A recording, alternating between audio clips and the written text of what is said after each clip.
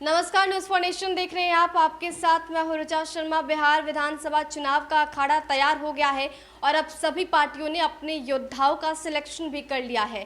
किस पहलवान को इस बार चुनावी अखाड़े में उतारना है और कौन सा ऐसा पहलवान है जो जीत सुनिश्चित कर पाए, इसका ध्यान भी रखा जा रहा है। यूँ कह ले तो इशारों इशारों में सारा खेल डन कर दिया गया है। इस बीच बिहार की सियासत में सबसे बड़ा सवाल है कि आखिर मोकामा से बाहुबली विधायक अनंत सिंह का क्या होगा। क्या इस बार वो आरजेडी के सिंबल से चुनावी मैदान में उतरेंगे? हालांकि खबर ये है कि अनंत सिंह को आरजेडी की तरफ से सिंबल दे दिया गया है। इससे पहले अनंत सिंह ने खुद ये बातें कही थी कि वो आरजेडी का दामन थामेंगे और मोकामा से ताल ठोकेंगे, तेजस्वी यादव को मुख्यमंत्री बनाएंगे। लेकिन अभी तक इस बात में पेच बरकरार थी और अब ये क्लियर हो गया है। तेजस्वी यादव ने अनंत सिंह को सिंबल दे दिया है और मोकामा से आरजेडी के तरफ से वो ताल ठोकेंगे। खबर के मुताबिक अनंत सिंह को राजद ने टिकट दे दिया है। तेजस्वी ने अनंत सिंह पर भरोसा किया। हालांकि इसके संकेत अनंत सिंह ने पहले ही दे दिए थे। कोर्ट में पेशी के दौरान अनंत सिंह ये कह चुके हैं कि वो इस बार तेजस्वी को सीएम बनाएंगे। अनंत सिंह के इस बयान से ही यह कयास लगाए जा रहे थे कि वो इस बार तेजस्वी के हाथ को मजबूत करेंगे। लेकिन अनंत सिंह को टिकट राजद से मिलेगा या कांग्रेस से, इसको लेकर संशय के हालात बने हुए थे।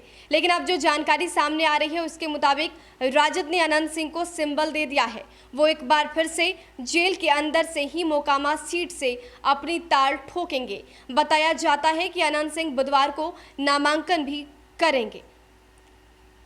हरि अनंत हरि कथा अनंता वाले अनंत सिंह मोकामा से लगातार चुनाव जीतते रहे हैं।